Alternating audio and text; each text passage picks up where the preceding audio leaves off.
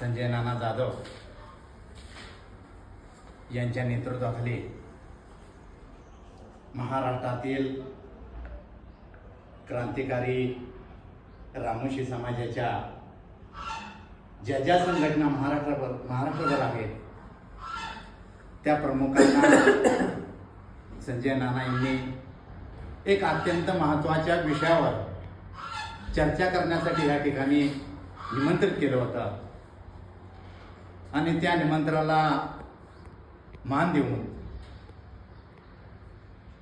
बऱ्यापैकी लढा देणारे लढवय्ये म्हणून जे आहेत ते या ठिकाणी उपस्थित राहिलेत। त्या ठिकाणी आमचे एम नाना असतील, आमचे उदयनाथ महाराज असतील, ज्यांच्याकडे कारभार पुण्याचा आहे ते आप्पासाहेब चव्हाण असतील, बेरड संघटनेचे आमचे अंगद जाधव असतील, हनुमंत चव्हाण असतील, ज्यांना अभ्यासक म्हटलं जातं ते आमचे सुनील जाधव आहेत, मार्तंड देव संस्थानचे माजी प्रमुख विश्वस्त व विद्यमान विश्वस्त पोपटराव पुन्ने, संजय नाना, बाळा नाना आहेत, सर्व उपस्थित अत्यंत महत्त्वाच्या विषयावर म्हणजे पुण्यामध्ये ज्या ठिकाणी उमाजी नाईकांना फाशी दिली ती खडकमाळ आणि मामलेदार कचेरी, हे एक रामोशी समाजाचं एक धार्मिक स्थळ आहे। त्या ठिकाणी ते असणारं ते क्षेत्र आताच सांगितलं महाराजांनी की जवळजवळ 2 एकर 32 गुंठे जी क्षेत्र आहे ते आमचं आहे। परंतु काही राजकीय नेत्यांनी आणि असणाऱ्या ज्या अधिकारी वर्गाने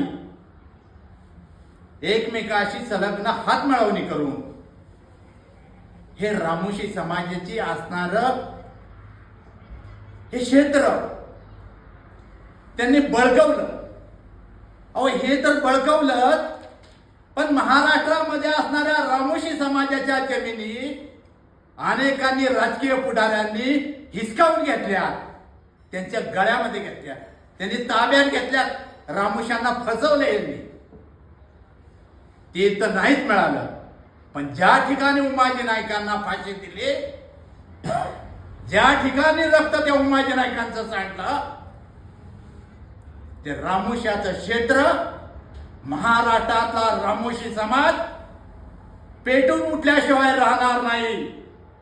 उद्याचा होणारा लढा हे कोणतंही शासन असो, मग फडणवीस साहेबाचं शासन असो, नाहीतर त्याच्या अगोदरचा असणारा शासनाने ठराव केलेला असो, आम्ही कुणालाही ते आम्ही जुमवून देणार नाही, ते आम्ही हाणून पाडू।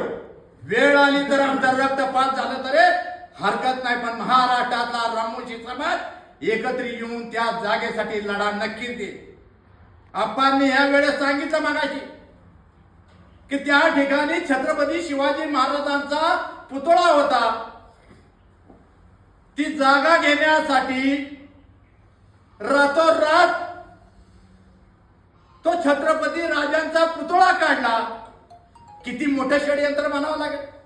अहो त्यासाठी त्या ठिकाणी बॉम्ब आहे, त्या ठिकाणी पीटी ठेवली आणि बॉम्बची अफवा पसरवली। हे कुणी पसरवली? हे असणाऱ्या पोलीस खात्यानं, असणाऱ्या तिथल्या अधिकाऱ्यानं, आणि हे बॉम्ब म्हणून आहे त्या ठिकाणी हे अफवा पसरवून रातोरात ते पुतळा हलवला।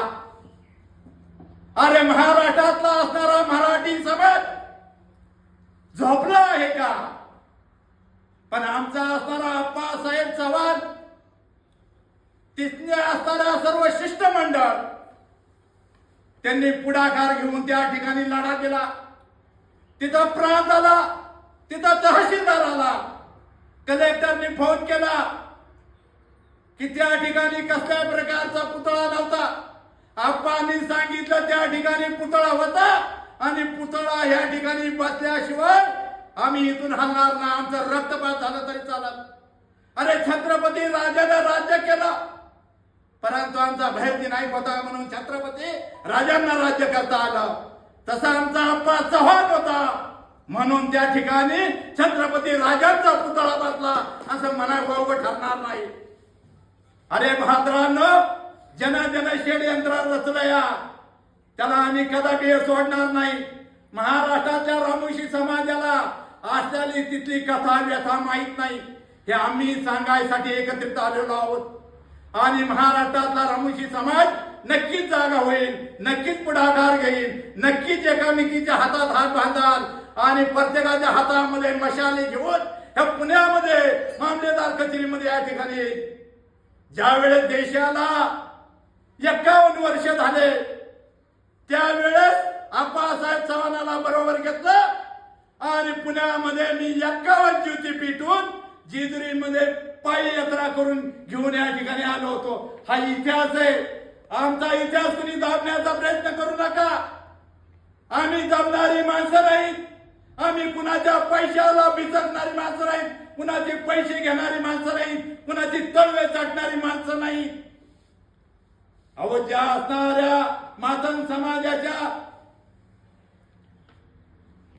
त्यांना जागा दिली, लहुजी वस्तादांना जागा दिली, 5-5 एकर जागा दिली जाते. आणि रामोशी समाजाची जागा असून रामोशी समाजाची जागा हिसकावून घेतली जाते, बळकवली जाते, त्याच्यावर अतिक्रमण केलं.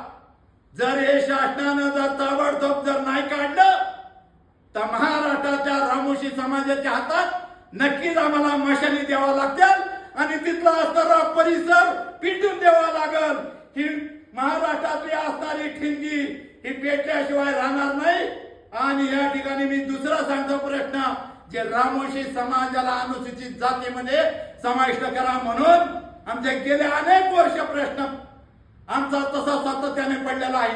संजय नानाने मान तालुक्यात त्या ठिकाणी उपोषण केलं. बऱ्यापैकी अनेक संघटना त्या ठिकाणी आल्या. संघटनांनी त्या ठिकाणी पाठिंबा दिला. फडणवीस सरकारने सांगितलं तुम्हाला चर्चेला वेळ देतो, परंतु आज तगाईत आम्हाला चर्चेला वेळ दिला नाही. पण लुंग्या फुंग्या तिथं जातो आणि ते सांगतो मी रामोशी समाजाचा नेता आहे, माझ्या बरोबर सगळा रामोशी समाज बरोबर आहे. अरे पण तू कधी तिथं जाता ना शिष्टमंडळ घेऊन कधी गेला का फडणवीस सरकार बरोबर? कधी शिष्टमंडळाला त्या ठिकाणी नेलं नाही. सगळं असणारा शिष्टमंडळाची दिशाभूल करतोय आणि जे काय पाहिजे ते मला पाहिजे. आमच्या बरोबर असणारी एज्युकेट लोक आहेत, आमच्या बरोबर असणारी ज्ञानी लोक आहेत, आमच्या बरोबर असणारे अभ्यासपूर्वक लोक आहेत. आणि अभ्यासपूर्वक लोक महाराष्ट्राला कोणताही सरकार असो गदा हलवल्याशिवाय राहणार नाही. एवढंच बोलून मी थांबतो. जय हिंद, जय महाराष्ट्र, जय उमाजी.